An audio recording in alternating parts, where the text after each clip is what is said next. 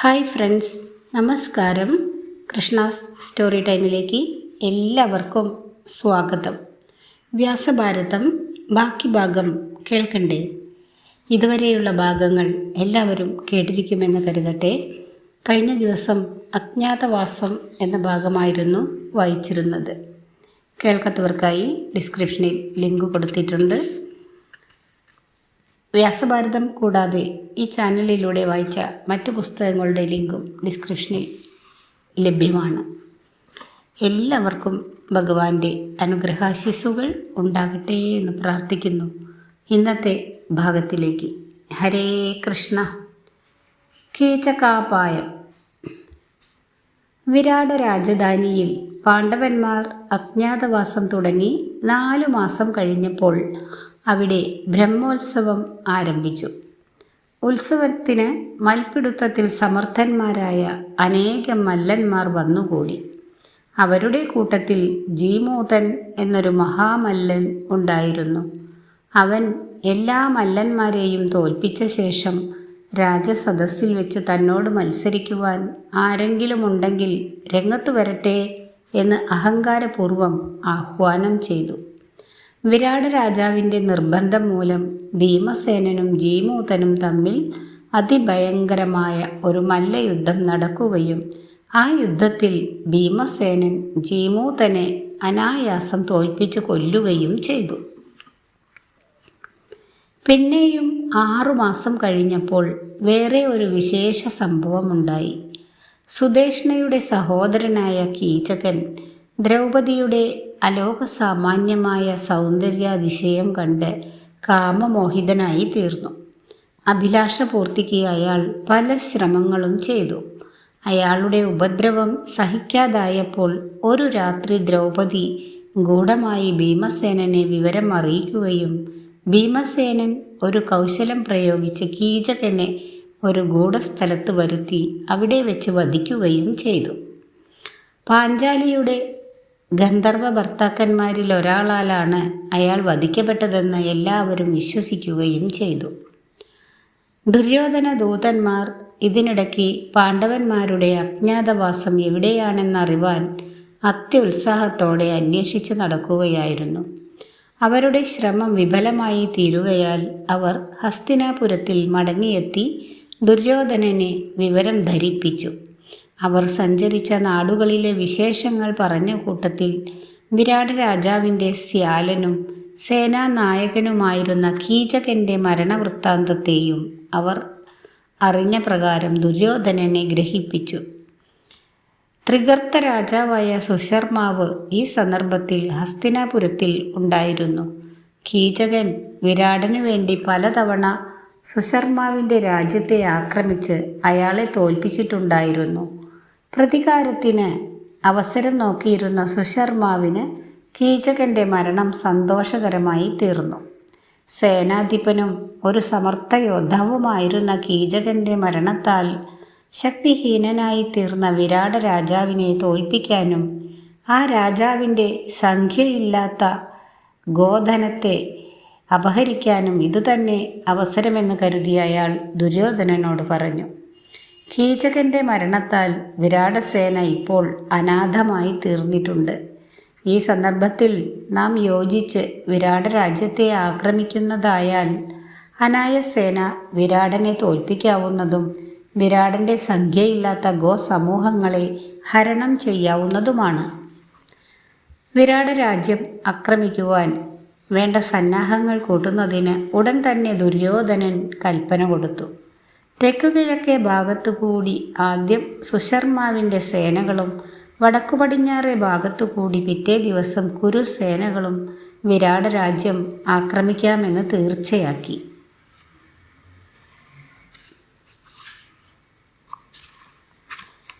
അടുത്ത ഭാഗം ഗോഹരണം. പാണ്ഡവന്മാരുടെ അജ്ഞാതവാസ കാലാവധി അവസാനിച്ച ദിവസമായിരുന്നു സുശർമാവ് വിരാട രാജ്യത്തെ ആക്രമിച്ചത്. ആക്രമവൃത്താന്തം രാജധാനിയിൽ എത്തിയ ഉടനെ വിരാട രാജാവ് സൈന്യസമേതനായി സുശർമാവിനോട് യുദ്ധത്തിന് പുറപ്പെട്ടു. അർജുനൻ ഒഴിച്ച് ശേഷമുള്ള പാണ്ഡവന്മാരും വിരാടന്മാരോടൊരുമിച്ച് രംഗത്തിലേക്ക് പുറപ്പെട്ടിട്ടുണ്ടായിരുന്നു. യുദ്ധത്തിൽ വിരാട രാജാവ് തോൽക്കുകയും അദ്ദേഹത്തെ ബന്ധിച്ച് രഥത്തിലാക്കി കൊണ്ടുപോകാൻ സുശർമാവ് ശ്രമിക്കുകയും ചെയ്തു. എന്നാൽ കങ്കൻ്റെ ആജ്ഞാനുസരണം വലലൻ ഉടൻ തന്നെ സുശർമാവിനെ തടുത്തു. യുദ്ധത്തിൽ തോൽപ്പിക്കുകയും വിരാടനെ മോചിപ്പിച്ച് പകരം സുശർമാവിനെ തന്നെ ബന്ധിക്കുകയും ചെയ്തു. സുശർമാവ് ബന്ധനസ്ഥനായതോടുകൂടി നായകനില്ലാതായ ത്രിഗർത്ത സേനയെ പലായനം ചെയ്യിക്കാൻ വിരാടസേനയ്ക്ക് പ്രയാസമുണ്ടായില്ല. വലലൻ്റെയും മറ്റും സഹായം കൊണ്ടും യുദ്ധം വിജയമായി പരിണമിച്ചതിൽ സന്തോഷഭരിതനായി തീർന്ന വിരാടൻ അവർക്ക് പല സമ്മാനങ്ങളും നൽകി തൻ്റെ കൃതജ്ഞതയെ പ്രകാശിപ്പിക്കുകയും അന്നവിടെ വിശ്രമിച്ചിട്ട് പിറ്റേ ദിവസം രാജധാനിയിലേക്ക് മടങ്ങാമെന്ന് തീർച്ചയാക്കുകയും ചെയ്തു. മത്സ്യരാജ്യത്തിൻ്റെ പശ്ചിമോത്തര ഭാഗത്തുകൂടി പിറ്റേ ദിവസം കൗരവന്മാർ കടന്ന് ഗോഹരണം ചെയ്തു തുടങ്ങി.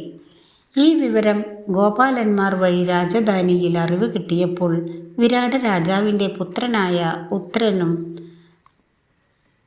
അന്തഃപുര സ്ത്രീകളുമല്ലാതെ ശത്രുക്കളെ തടുക്കാൻ തക്ക സേനാ വിഭാഗമോ സമർത്ഥന്മാരായ യോദ്ധാക്കളോ ആരും തന്നെ രാജധാനിയിൽ ഉണ്ടായിരുന്നില്ല. ഉത്തരൻ യുദ്ധകൗശലം കുറഞ്ഞ ഒരു ഭീരുവായിരുന്നു എങ്കിലും അന്തഃപുര സ്ത്രീകളുടെ മുമ്പാകെ ആത്മപ്രശംസ ചെയ്യുന്നതിന് അതിസമർത്ഥനായിരുന്നു. അയാൾ അവരോട് പറഞ്ഞു, എന്തു ചെയ്യാം, സമർത്ഥനായ ഒരു സാരഥി ഉണ്ടായിരുന്നുവെങ്കിൽ ഞാൻ ഏകനായിട്ട് വില്ലാളി വീരനായ അർജുനനെ പോലെ ഈ കൗരവന്മാരെ മുഴുവൻ പരാജിതരാക്കി നാട്ടിൽ നിന്ന് ഓടിക്കുമായിരുന്നു. ബൃഹന്നള ഗൂഢമായി അറിയിച്ചതനുസരിച്ച് സൈരന്ധ്രി പറഞ്ഞു, സാരഥിയില്ലാഞ്ഞിട്ട് വിഷമിക്കേണ്ട. ബൃഹന്നള നല്ല സാമർഥ്യമുള്ള ഒരു സാരഥിയാണ്. ഗാണ്ഡവദാഹത്തിൽ ബൃഹന്നള അർജുനൻ്റെ സാരഥ്യം വഹിക്കുന്നത് അന്ന് പാഞ്ചാലിയുടെ സൈരന്ധ്രിയായിരുന്ന ഞാൻ കണ്ടറിഞ്ഞിട്ടുള്ളതാണ്. ഉത്തരൻ, നപുംസകനായ ബൃഹന്നള അർജുനന് സാരഥ്യം വഹിച്ചിരുന്നോ? എന്നാൽ തേര് സജ്ജമാക്കട്ടെ. അർജുനൻ ഒരു നല്ല രഥം സജ്ജീകരിച്ചു നിർത്തി. ഉത്തരൻ ഉത്സാഹത്തോടുകൂടി ആയുധപാണിയായി സ്ത്രീജനങ്ങളുടെ വിജയാശംസകളും കേട്ടുകൊണ്ട് രഥാരൂഢനായി. അർജുനൻ രഥം അതിവേഗത്തിൽ പായിച്ചു കൗരവന്മാർ സേനാനിവേശം ചെയ്തിരുന്ന പ്രദേശത്തിന് സമീപമെത്തി. കടൽ പോലെ പരന്ന സേനാവിഭാഗത്തെ ദൂരെ കണ്ടപ്പോൾ രഥവേഗം കൊണ്ടുതന്നെ കമ്പിത ഹൃദയനായിരുന്ന ഉത്തരൻ്റെ ധൈര്യമാസകലം അസ്തമിച്ചു.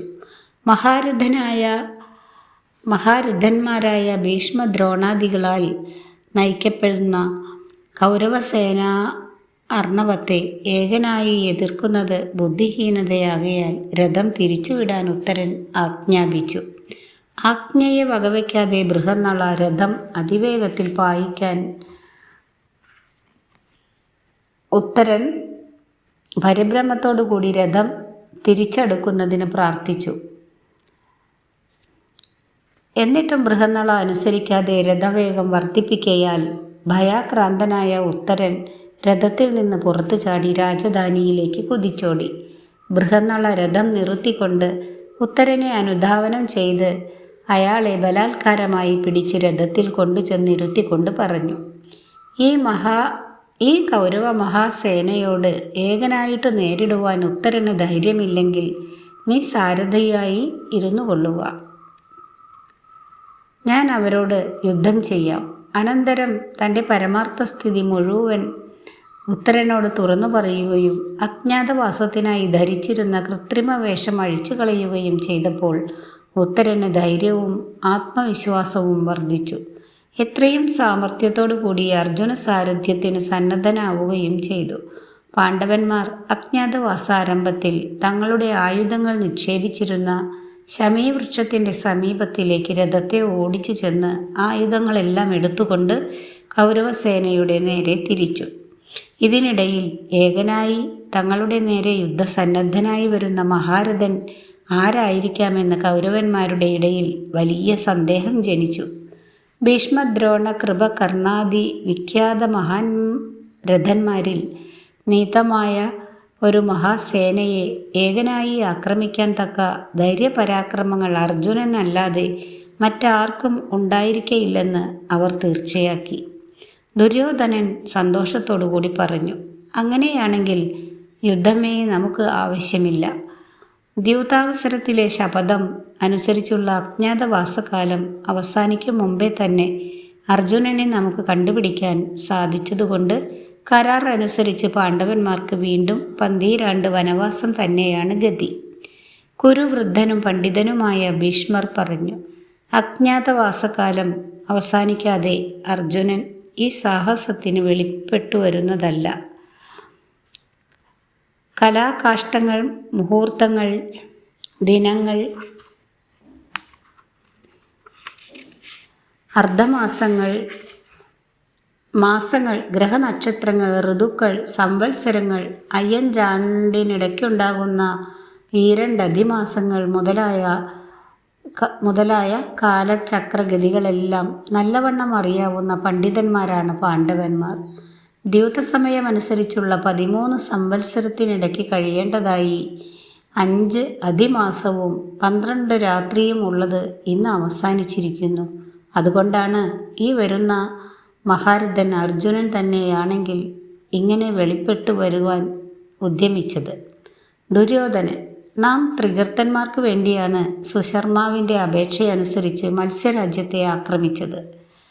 സപ്തമി ദിവസം വൈകുന്നേരം ത്രികർത്തന്മാരും അഷ്ടമി നാൾ ഉദയത്തിന് നാമും ആക്രമണം നടത്താമെന്നും സമ്മതിച്ചു. അവർ ആക്രമണം നടത്തിയോ ആക്രമണത്തിൽ തോറ്റ് വിരാടന് കീഴടങ്ങിയോ എന്ന് നമുക്ക് നിശ്ചയമില്ല. ഈ വരുന്നത് വിജയിയായ വിരാടനായാലും വിജയൻ തന്നെ ആയാലും യുദ്ധം ചെയ്യുകയും ഗോഗ്രഹണം നടത്തുകയും ചെയ്യണമെന്നാണ് എൻ്റെ അഭിപ്രായം. ഭീഷ്മർ, യുദ്ധത്തിന് വരുന്നവരോട് യുദ്ധം ചെയ്യേണ്ടത് ക്ഷത്രിയ ധർമ്മമാണ്. ഏകാന്തസിദ്ധി ഒരുവനും ഒരു സങ്കരത്തിലും കണ്ടിട്ടില്ലാത്തതിനാൽ യുദ്ധത്തിലുള്ള ജയാപജയങ്ങളെക്കുറിച്ച് ഇപ്പോൾ ക്ലേശിച്ചിട്ട് ആവശ്യമില്ല. എന്നാൽ അർജുനൻ്റെ ക്രോധം മുഴുവനും ദുര്യോധനൻ്റെ നേരെയാണ്. അതിനാൽ ദുര്യോധനൻ സൈന്യാർദ്ധവും കൊണ്ട് മടങ്ങിപ്പോകട്ടെ. ഞങ്ങൾ അർജുനനെ എതിർത്തുകൊള്ളാം. ഇതോടുകൂടി ഇന്നത്തെ ഭാഗം അവസാനിച്ചിരിക്കുന്നു. അടുത്ത ഭാഗം കേൾപ്പിക്കാം. അർജുന പരാക്രമം എന്ന ഭാഗം കേൾപ്പിക്കാം. വീഡിയോ ഇഷ്ടമായാൽ എല്ലാവരും ഒന്ന് ലൈക്ക് ചെയ്യുക, പ്രിയപ്പെട്ടവർക്കായി ഷെയർ ചെയ്യുക. സബ്സ്ക്രൈബ് ചെയ്യാത്തവർ സബ്സ്ക്രൈബ് കൂടി ചെയ്യുക. Thanks for watching.